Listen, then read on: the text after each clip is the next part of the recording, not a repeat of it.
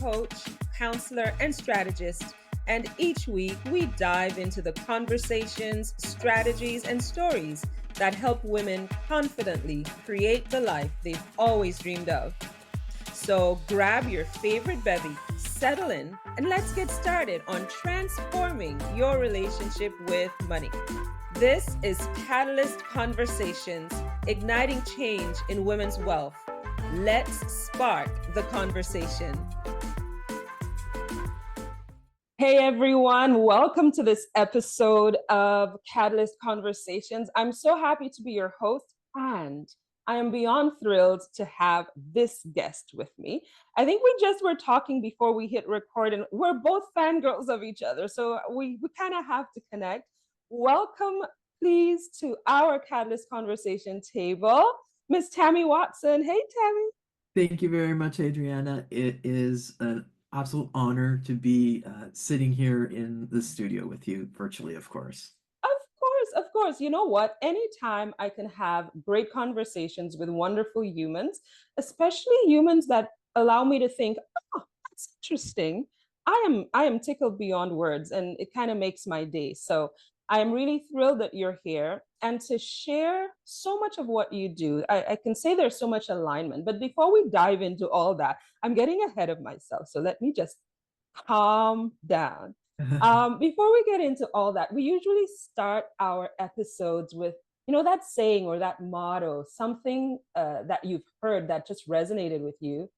And in your case, of course, you provided two. There's one that I love more than the other, but they're both quite impactful. Let me have you decide what you want to share. Which do you prefer, maybe, or tell us both? It's all up to you, Tammy. Go for it. Well, now that you've mentioned the both, I'm going to say both. I'm going to, give an explanation of the both. The first one that you resonate, I've just heard this message maybe 2 weeks ago. Ooh. And when I heard it, literally everything stopped and things just clicked and said, oh my gosh, RBG, Ruth Bader Ginsburg, when she said, and it's so new I barely even remember the exact, but like, speak your voice even if it's shaking. Yes. And when she said that, it's like, that is exactly where we are. It is, we don't want to say something because we're afraid of what we, if we're going to be heard, how we're going to be heard. There's so many things that contribute to why we don't say something. And even if your voice is shaking, just say it and summon the courage and be powerful and impactful and speak your truth.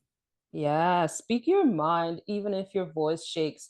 I think it's so empowering. I think that one, and this is of the two that you gave, of the two that you provided, this one definitely struck me, kind of that light bulb lightning flash. Oh my goodness. Um, this one tells me that I am not responsible for how others perceive what I Mm. say. My responsibility is to speak because we're very much afraid. I mean, this is all, everything now is cancel culture. Everything is cancel culture. If you say one thing that people don't like, they find everyone else who doesn't like it, and you're canceled, you're gone. And for people like you and I, we depend on the marketplace to exchange with us so that our businesses can thrive. We can't afford cancel culture, but we still need to speak up, and I really appreciate that. So that's Ruth Bader Ginsburg. What about the other one? So the other one was from a book I read called Believe It by Jamie Kern Lima. And in the book, she said, I don't chase, I attract. What belongs to me will simply find me. And again, when I read that, it was probably 6 years ago. And it was actually when I just started my business, running my own business. And it has, out of everything that I've read and absorbed, that one has stuck with me the longest, and it changes. The meaning of it really changes as I develop. And it just said, if you don't belong, then don't work. Like, there's so many truths that you can take from that, depending on what your mindset is and what your circumstances are. And it just, it for me, it was I am here, this is what I'm doing, and if you don't like it, then just move on, and that's Mhm. okay, and I'm okay, and next. Yes, I like that. Next. Moving on. You know what? I think it really takes the axe to this hustle culture. And a few years ago now, well, it's been a while, but I've come to the conclusion that if you chase after something, the natural reaction is to run away. So if I'm chasing after that thing that I want to come to me, it has no choice but to run away from me. So instead, why not sit in an environment that creates the space that this thing wants to be in, whether it's a person, an opportunity, whatever it happens to be, create an environment where that thing can actually flourish. And I think it'll come to us. So bring it in. I don't even talk about losing weight anymore. I'm like, I'm releasing it. I'm not There looking you for go. it to get back. Good for you. Good for you. Let go, fly, be free, go away. Nice. But I really love those. Those are two very powerful, very impactful phrases, sayings, quotes. And I can imagine the impact they've had on your business. Tell us a little bit about your business. Well, yes, tell us about your business. Yeah, I'm the founder and operator of Canadian Handywoman. Mm-hmm. So in 2018, my wife and I left Oshawa. We ran away. I quit a lucrative government job before I was eligible for anything, so I just left. Oh, you Yeah, really quit. I really quit. And we moved to our cottage in rural North Frontenac. And it was in, as rural can be. Okay, And after a few months, the newness and the funness of it wore off, and it's like, oh boy, I got to make some money. let's go. I didn't have a job. So one thing led to another, and through a course of wonderful events, I ended up starting my own business Mhm, in early 2022, or sorry, early 2020. mhm. And of course, what happened shortly after that? The pandemic. Yep, the world pretty much The shut down. world pretty much shut down, but I continued with my business, and I'd surrounded myself with a wonderful network that gave me information and encouragement and Mhm, support. And it was through that network that I continued to operate my business and to grow it. And I learned that I had to pivot. I had to, it was strictly client based on depending on what the clientele of my area needed. So we not only had the pandemic, we had a lot of Americans in that area, and this Oh, was at the pandemic time, they couldn't travel, so it was really different for them.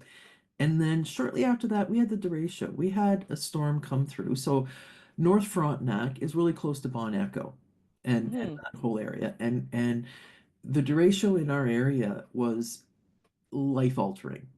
Wow. It really was. It was a natural disaster, and it was a state of emergency for a lot of communities. And that definitely affected not just my business, but like how I accepted things and Right. what was important and what wasn't important. I worked through that, and Mhm. I was very blessed in 2023 to be recognized as the Woman-Led Business of the Year award for the region of Frontenac. Yay. That was awesome to be able to be recognized by my peers. I was voted, like I didn't even know that I was nominated for it, and turns out I was nominated by several people. So it really, was humbling to be able Yeah. to receive that. Well, it speaks to your versatility, your leadership, the way or the values that were ingrained into your business, and it spoke to how you did business. So, no doubt, if especially it wasn't like one nominate, well, it wasn't a setup nomination where, hey, can you nominate me for this newspaper thing or this thing? You were nominated because of your great value to the community. So that was great. So that was in 2023. Mhm. It Mm-hmm. was. And I continued with the business, and My goal has always been to inspire and empower women Yes. all along. Like Right. I have a lot of firsts being a woman. I was the first girl in the city of North York, where I grew up, Yes. to win the Industrial Arts Award, the Shop Award, way back in 1986. Really? That's when it kind of started being a woman in a male-dominated environment, just like Right. I've always been mechanically inclined and love building things. From that, I went into law enforcement, and that is again a very male-dominated environment. And Right. I loved being able to empower the women who were not only my colleagues but also our clients as well. That was really Right. important. So I want women, as my business grew, I wanted to like allow women to build to be authentic. That's Hmm. huge for me. To be authentic to themselves and not have Right. to do things because they feel they have to do something. Right. You know, it's confidence that they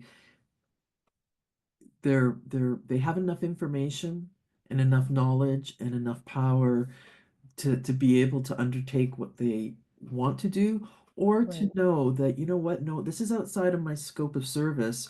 What questions can I ask to make sure I get the best service? 100%. Now, and those are equally empowering, Yeah.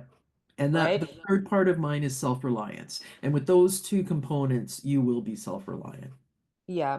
It's interesting because I think in my experience, it's intimidating to sit next to or across from, the person who has to fix the roof or fix the leak or and sitting there almost at their mercy because you don't know if what they're telling you is actually true. Does it make sense? And then they start using words that you don't understand. What's a P trap? I don't know. Do I care? You should care. You should care. And you'll know if you don't, but that's a whole other. You certainly will find out. But it's that idea, and this is kind of how the system's been set up. This idea that we're not able to take care of the maintenance of our homes. There's a lot of Some gatekeeping. Yes, very much so. So the work that you do is so beneficial. I see that a similar work being done with I think I don't remember the name of the business, but this is a woman run mechanic shop, auto mechanics. Hmm. And I don't know how if they came through the pandemic, but they had classes for women to Yeah. help them, learn your car, Yeah. change your Well, oil, that's where my business has actually grown. So like because of all the things, like I was doing a lot of yard cutting and clearing of trees and heavy duty stuff, and that wasn't where my heart was. My heart is Okay. actually in doing the to-do lists, the small lists. Yeah. There's so much mental space that these small things take up. And I either want to do them for you Hmm. or show you how to do them so that you're confident that you can get it done, Right. or that you can, if it's something outside of my scope, because I'm really upfront in what my capabilities are, Right. that you'll be able to hire a professional and feel confident that you're not going to be ripped off. Yeah. I think that's the differentiation. You don't sell yourself as a general contractor. You are Canadian Handywoman. Absolutely. Yeah. Yes. Yeah. Yeah. And That's that's great. fantastic. Where it leads to now is I've actually joined up with two other women professionals, a real estate agent and a female home inspector, and Hmm. we now do something called DIY like a girl.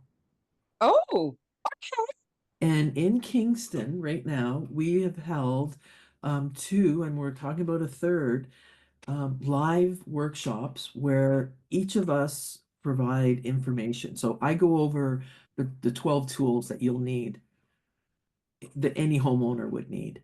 right. Nancy Pike, our home inspector, she goes through, like the major maintenance things that you should look for, that every homeowner should kind of be aware of. Changing Right. filters and faucets and that drywall and all that fun stuff. And Right. then Sherry Doherty are yeah, Godfrey, sorry, I forget her last name. Sherry, there's two of them. She does um what if you want to sell your home or if you want to buy Mhm. a home, what you should or shouldn't do. Right. Where you should put your energy if that's where your mindset is in that energy. These have been incredibly well received and well attended, and we just want to keep growing this whole project. Yes, I can imagine because this is information that we need. This is information that we desperately want. And this is information that really frees us to make confident decisions. So I'm happy to dig into everything that you're ready to share with us. By the way, I think I have all 12 of the things that every homeowner should have. I have my own little tool bag Wonderful. and my screws, my I've got a power drill, and That's on my list. Yeah. all the other stuff. But outside of, feeling competent with, the machines or the tools, there's also the part where we need to be confident in our own capacity. And a big part of what you're doing and what you're sharing, the message you're sharing, is that confidence starts with how we're thinking, our mindset. So I'm going Wow. to tell everyone about a quick free resource that Tammy has available on her website to help us with mindset. And it'll be from the perspective of the Canadian Handywoman. So, Tammy, where can we find that mindset guide? Yeah. It's on my secondary website. So I do have one dedicated just to my handywoman built information, canadianhandywoman.com. But then Right. I also have solutionswithtammy.com. And solutionswithtammy.com / mindset guide is where you can obtain this free guide. And it highlights 15 powerful quotes that will help you reframe your what you're doing, why you're doing it, and it leads into, like we talked about. I think of a woman as a vessel, as a sink. Mhm. Okay, and in this vessel, like we can hold a lot of information, but sometimes things start to out of this sink, and Right. there's ways that we can, like we have to identify, like what the leak is, why we have that leak and what we can do to fix it. Sometimes it can be a little bit of a drip, and we can have 20 drips going at once. Yes. And cumulatively, that one little drip is a lot. And then sometimes it can be like a great big huge downpour, you know. Yeah. So it's really what you can take, and a sink still works with these leaks. That's the important thing to remember. You still work, but just not to your fullest capacity. Yeah, I love that analogy. And of course, a handy woman would come up with that. The idea that we are vessels, we are designed to hold things and then to be strategic in what we allow in and control what we let out. But Absolutely. when the exits are not monitored, they're not gated, they are operating outside of our control, we do have an issue. So tell me how you kind of work with it, because I talk about leaks in my work. I mean, essentially, sometimes we don't even realize there are leaks. Other times we know there are leaks and we decide, you know what, it's just the cost of, maintaining or running this thing, and I'm gonna get to it one day, something I've heard a lot. Mhm. Or it could be a 911 kind of scenario. How do we manage those leaks? What have you seen to be most beneficial? I think it's sitting down and just being honest with yourself. Mm. Hmm. Hmm. Being able to sit Acknowledging down. that there's a situation. Absolutely. It's definitely acknowledging. I think it's acknowledging, it's researching. Hmm. Don't assume that you have the answer.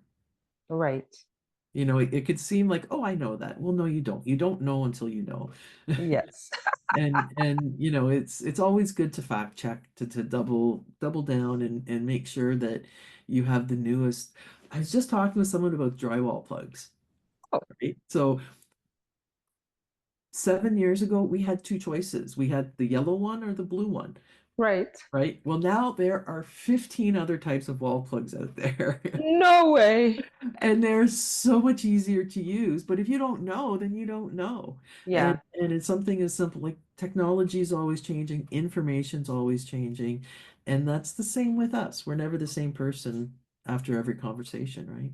Yeah. It's interesting because, like, I mean, when we're talking about ourselves and our mindset as the vessel, and we're talking about, things changing, getting to be different now than whatever, it's not really the tech that's changing. It's more techniques, I guess, that may be coming available, coming on the market. I remember when I just started with my entrepreneurial journey, I didn't know anything about, tapping. And then a few years in, we heard about the techniques that involve tapping. I remember there was nothing being said, at least in the circles where I was, about NLP, neuro linguistic programming. And I'm like, no one's brainwashing me. I will not be in for any programming. But then you get to learn, and an open mind allows you to kind of explore and find solutions that may or may not work for you, but at least you can say, I explored, I tried it. This is not for me, but this may be. So I appreciate that an open mind kind of, sets you up, and you don't know what you don't know. But I think sometimes we need to try a thing or two. I think as a handy woman, you can appreciate that there's only so far that theory can take you, Hmm. that at some point you need to get your hands in the job, you Yeah. need to be doing. And in when it comes to our mindset, when it comes to how we're running our businesses, we can go and learn and learn and learn. But at what point do we actually do? So we can find out a million ways to fix a leak. At what point do we actually decide, okay, I need to get the supplies and fix this? So Hmm. how do you determine when it's time to fix the leak? I think that's an intimate question for everybody, Right. and it's I'm a quick start. Like it's knowing the type of personality you are. And I love to go back and remember nuggets of information that I've heard along, excuse me, along the way. And sometimes they hit differently at different times. Yes.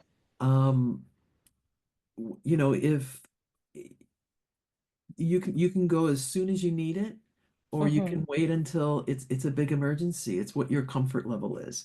And Right. I think there should be no steadfast, this is how it's done. I'm not a believer in everybody falls into the same bracket.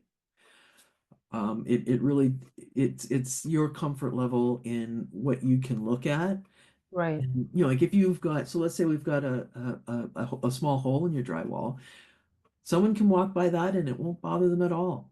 Other people, it'll affect them to Yes. the nth degree. You know, Yes, ma'am. it,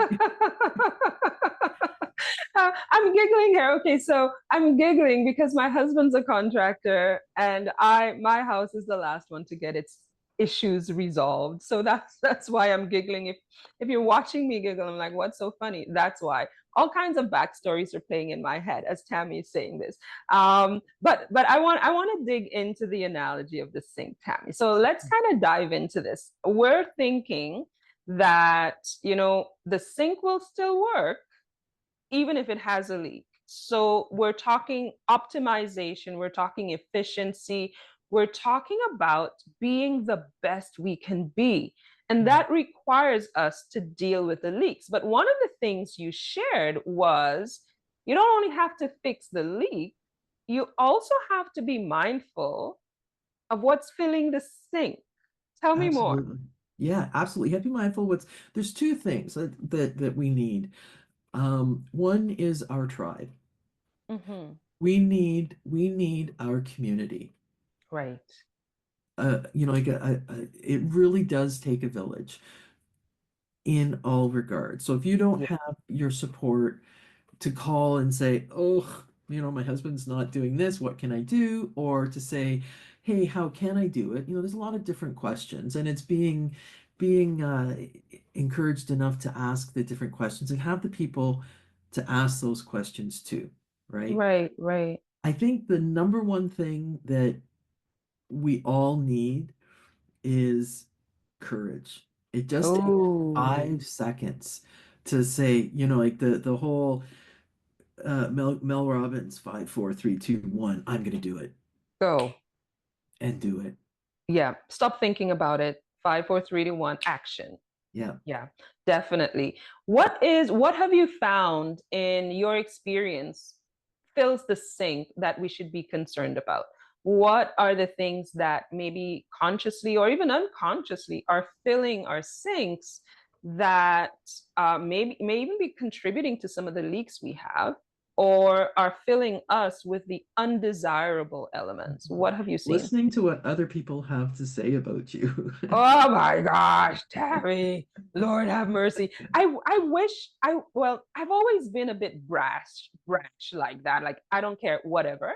But the truth is words hurt Mhm, and words have a way of getting to us in places where we are most vulnerable. mhm. So yes, other Yeah. people's opinions. And not only other people's opinions, but your opinions on yourself.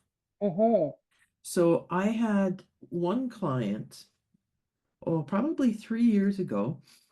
She charged, or she paid a lot of money to have me come and cut one piece of wood for her. Oh wow. This piece of wood, it needed to be ripped cut. So like there's different ways to cut, and basically you needed a skill saw or circular saw. She Right. did not like circular saws, and she didn't Oh, think there's no other way I can cut this. So she had a limiting belief about what could do the job and how to do the job. Um, I showed up and I have a lot of tools in my truck. mhm. And like the standard is a 7 inch skill saw, 7 inch circular The saw. And blade, it right. is a powerful tool.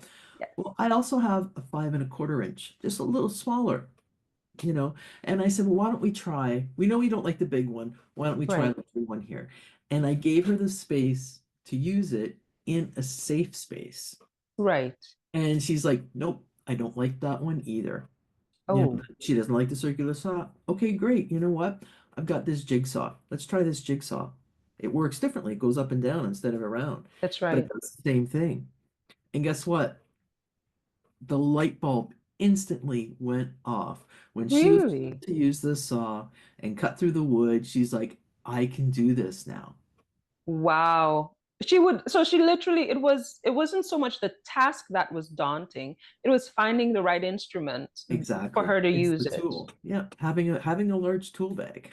Yeah, yeah. So sometimes we're the ones filling our sink with, I mean, it may have started externally, but the moment we claim it and we own it, we now are the ones perpetuating Yeah, the muck that is filling us. But yeah. I bet in this situation, her ability to do that one small task probably Transfers. started a bit of some momentum Yeah. in building her confidence. Absolutely. So the next part of, kind of what I think should be done. So first you have to identify there's a problem, right? Yes. And then you have to kind of research what are the options? What other things do I have? You Hmm. need your group of people to help you find that information. Yeah. You have to take the courage to do it, Hmm. but then you have to sit back and celebrate. Yes. Yes. You're speaking my language. And you do that for a lot of reasons. One, not many people say that you do a good job. But at Hmm. least people that you believe. So Right. you have to be that person sometimes. Agreed. And that's Agreed. okay. And definitely celebrate it. Like you've climbed that mountain, you're at the peak of the mountain. Enjoy it. But Yes. you can't do anything else really at the peak of that mountain. You have to Got to come back climb down down. and start the next one. But you have the knowledge of claiming that, right? Yeah. Because you've And done it. You yeah, have fulfilled or probably maybe not fulfilled a prophecy, you have broken a taboo about yourself and found great success. So when you do go down, you can think to yourself, well, I did this one before. I can do this next one. And that confidence building is phenomenal. I dare say, probably the first thing we kind of have to work on building is the confidence, the belief that we can take care of ourselves. And I know we're working two separate considerations here with, the actual handy woman maintenance physical stuff, but we're Mhm. also talking about our mental capacity, our belief, our confidence. We need to do both and build on our past successes, thinking thinking to ourselves, well, I've done it before, I can do it again. We can employ the same strategy. Do your Absolutely. research, you know, look and see what options may work. Try this one. If it doesn't, try another one if it doesn't, and stay open to that. So I think that's really great. Tell me a little bit about how we can support that mindset by choosing the right people to have around us. Oh, it's so important to have the right people, the people who support you. Um, Personally, and we kind of touched on this. I was not I was in a position where things weren't working for with one particular aspect. And I'm gonna Mm-hmm. get up to this a little bit. And I've been complaining and complaining and complaining about this for at least a couple years now. Uh-huh. And I felt like I was, that bumblebee trying to get out. Maybe this time, maybe this time, maybe this time. And there's that glass panel that just won't Right. get out, right? And something just, I don't know what it was, but it finally clicked that I have to be the change. And Yes. it took a lot of situations for me to get there. This was not Yeah. an easy decision. Right. I made a drastic change, and I'm not going to predict what the future is going to look like, but Mm-hmm. I'm very confident with the change that I made. And Right. I doing that has opened up so much space that I didn't think was available. And that change was social media. Right. I've given up Facebook and Instagram Ooh. personally and professionally. Right. Now, I didn't delete the accounts. This is still it's a strategized, maneuver, but Mm-hmm. I was able to finally update my website, and it has been on my to-do list for months. Right. And I just couldn't take myself to do it because I had this other space, this other mind block of, well, I can't do that until I do this. And now Right. that's gone. Um, I feel I feel like I'm breaking ground in saying to Mhm. other people it's okay. Yes. And, the biggest complaints I had about community, and you know what it did to me actually? It made more people reach out to me privately who I didn't even know wanted to stay in connection with me. Right. So it has given me more connection by leaving it than what I had in it. Wow. So then you find that in freeing yourself from spaces or places or access to some of the people that you didn't want to have around you, it actually incentivized or motivated the right people to reach out and connect with you. So essentially, it was Absolutely. like purging your support system. Who would have thought that that's the move? Because many of us are playing with the idea of releasing some of the social media platforms, Yeah, but we think very much about, what's it going to cost us. But in doing the right thing for us, it usually opens us up to greater yeah, opportunities to meet, to connect, to grow. And yeah. it seems that that has been your experience. It is. And you know what? It's an intimate and personal experience. And I'm not going to say that it's going to be the same for everybody, Right. but you do what works for you. Like, you always take what you hear, see if it fits in you, in your Yeah. sync, right? And if it fits, then use it. If it doesn't, then let it go down the drain. And if it's beneficial to whatever else you've gotten, whatever else you have going on.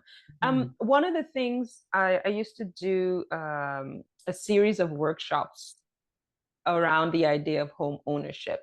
Mhm. And in front of my real estate partner, my mortgage partner, I would say, I would always start off the presentations and I would say, homeownership is not for everyone. Mhm.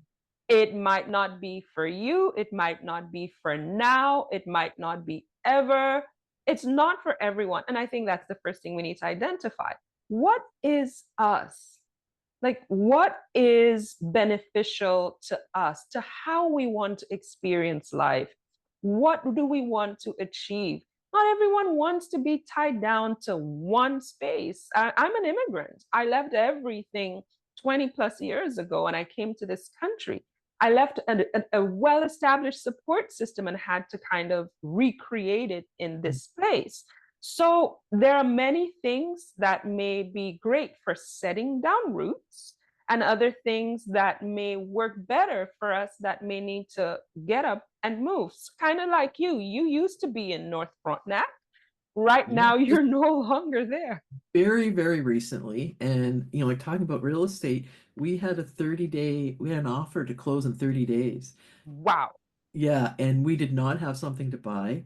It was, we had a lot to do in a very short period of time. The last 65 days have been absolutely incredible. Um, I'm now in Quinty West. Right. And I moved down here for family reasons. I needed to be closer to family. I wanted to be closer to family. I Mhm. have some adult children that I just wanted to support more than what I could support being north of Highway 7. Right. Business wise, I want to be able to offer workshops to women on Right. like how to DIY, how to not only like I yes I want to do the to empower them and be confident in tools, but in mindset as well. In North Frontenac, you're very limited with weather. Yes, ma'am. It was so and then also with my handywoman business, my client are professional women. Right. And I know that and just the base is down here. So there was a lot of reasons why. Mhm. I miss North Frontenac. I miss the Trilliums. I miss the people. Right. And I can still stay in contact with them, but I've filled myself with my next adventure in life, and I'm really looking forward to that. You know what? I love that you're referring to it as your next adventure because our lives go through phases. We're not, like you said, with every conversation, every moment, every breath, we're constantly changing and becoming that thing. But in the moment, you are your best self. I believe every moment I'm my best self because I'm either learning or applying what I've learned. So that way we keep growing, we keep becoming. I want to just ask one quick question before we kind of wrap things up, Tammy, and it has to do with when to call in the experts. So in the case of your handywoman business where you're actually fixing things for others, you're taking care of those handy jobs around the house and checking off the to-do list, how will a person know that it's time to call in the expert to come do the thing, and how does that translate into our mindset and us fixing our leaky sinks? Well, I think the first is that's a great question, and there's it's multifaceted. It really is. I think the first one is to know your limits. Mm, You yes, really got to know thine own self. yes, Um, we have to be adventurous, but there's always got to be a limit to those yeah. adventure, right? The next part is to set boundaries and to have boundaries that have been set. Hmm. One boundary I learned about 15 years ago was no is a complete sentence. Oh, beautiful. I love it. I love it so much. I always keep that, kind of in the back of my mind. That's one of my boundaries. I have many and they change, right? But that's definitely one of my boundaries. And then I think the third one is to listen to your gut Mm, and trust your instinct because they're yeah, usually right. Your first instinct is usually right. And yeah, if it doesn't feel good, if it doesn't feel safe, it doesn't feel right, then stop. yeah, And it's okay to stop and admit that I need help. And that's I think the fourth thing is to admit is to allow yourself to be helped. Because sometimes we put ourselves that we're so strong, we're so powerful, we don't want to be the person to have to ask for help. But you know, Yeah. I can't tell you how many contractors I've had through my house, through our new house, because it's outside of my scope of service. Right. Don't do major plumbing issues. I needed new septic, new well, new, water pumps, new electrical panel. Those were, yes, I've changed all my doorknobs, I changed all my locks, so I Mhm. really was able to work within my boundaries that I know I have. Yeah, I like to say it's interesting because I recently interviewed a guest that will probably be showing up just before this episode, and we talked about similar things. She's a psychotherapist, and it's the same conversation, very similar. And I still have this here because I like to say, write or draw your boundaries in Sharpie, not Mm, chalk, perfect. right? So I'm like Sharpie, not chalk. I think allowing yourself to ask for help is probably the biggest thing. And it comes down to trust issues and all of that, why we don't ask for help. But I think I wanted to add this one thing that you said, trusting your gut. I Mhm. think we have to realize that for many of us, we have been socialized to disregard our gut because many people taught us completely in error Mhm. that we cannot trust our gut. Well, I'm telling you, whoever's watching or listening to this episode, trust your gut. I'm echoing exactly what Tammy said. And if you have not been taught how to feel it or how to hear it or how to listen for that gut response, give yourself that gift. Your gut is rarely ever wrong. You mightn't be It's able to explain it to anyone. spidey senses or whatever you want to call it. It's real. It is very real.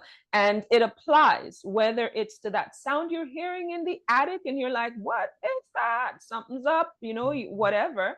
Or that little voice inside you that's saying, I want to do it. I Yeah. know it's the thing that I should do, You but know what, other voices are telling you Adriana, otherwise. there's a, and I'll just make this real quick. There's a second part to that is you do the best with what you have, and when you know better, you do better. That was Yes. Dr. Maya Angelou. You do the best with what you have. When you know better, you do better. Yeah. And the key is doing. The key is doing. That's how we move forward. That's how we make progress. That's how we grow. Because someone like me, I can overanalyze anything, Mhm. anything, anything. And my natural instinct is to think, think, think, think, think, and have someone else do. But as an entrepreneur, we have to both create and implement. So that's kind of me finding ways to, become and grow and maneuver and all of that. And that's what you're doing with the empowerment you're giving to your clients. I think you have a service called, is it Teach and Go? Yeah. So because of that lady, the client that needed to use the saw, Mm-hmm. um, I want to come and work with you. I have a lot of tools. I have a lot of experience. I have a lot of knowledge, and I want to share that. So I Right. want to be there beside you and give you the confidence to do it, whether it's the knowledge or the tool. Um, I am not just a doer, but I want to enable you to be able to do it as well. And that's what my Teach and Go service is. Yeah, that I'll get behind. I love that someone can call and say my faucet is leaking, and instead of you coming and just clearing everything out, doing your thing in and out, boom boom, you can come in, Yeah. As much show as them. I love YouTube, sometimes you need someone there beside you saying, "Oop, no, let's do it this way." Oh, trust me, especially when the way the YouTube says it didn't work. And Yeah. there's no other video that says, well, if this happens, well, here's what you should do, Right? right? Yeah. Tammy, I greatly admire what you're doing. I really respect that you have stood up in a space that was not necessarily welcoming to you with your natural gifts, your natural ways of serving. And I'm just as tickled by the idea that you're helping other women to do it. So kudos to you. Wonderful, wonderful. I'm looking forward to having more conversations with you. I'd love to know what else you've got going on, but tell our listeners, tell our viewers where they can find you and perhaps how they can stay in touch. Thank you, Adriana. Yeah, my email list is probably the best, and you can find that on my website, CanadianHandywoman.com, and there's a link on the footer to join the email list. And that really is the best way because I am on LinkedIn. I have kept that social media, but I don't know what my social media future will be, how it will look, and I might be on Facebook again. I might not. I don't know. Yeah, who knows? But at least that email has provides direct access to you, to your Absolutely. work, to your services. And it's kind of Absolutely. where we can know what's happening with the Canadian Handywoman. Absolutely. Wonderful. Well, thanks so much, Tammy. Thanks for joining me today. I really appreciate having you as a guest, and I'm looking forward to having you on again soon. Thank you, Hadriana. I really Thanks. appreciate And the thanks opportunity. everyone for watching and participating with us. Reach out to Tammy, whether you are geographically in her area or you just want to pick her brain about something. I know that she does virtual contacts as well.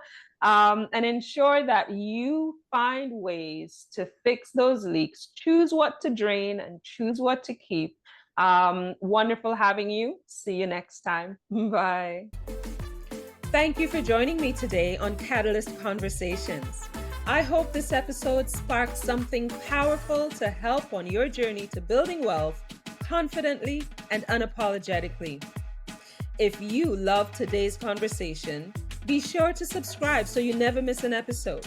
And if something resonated with you, I'd love to hear about it. Let's keep the conversation going. Until next time, keep moving toward your goals, stay empowered, and continue sparking change on your wealth journey. This is Hadriana, and you've been listening to Catalyst Conversations.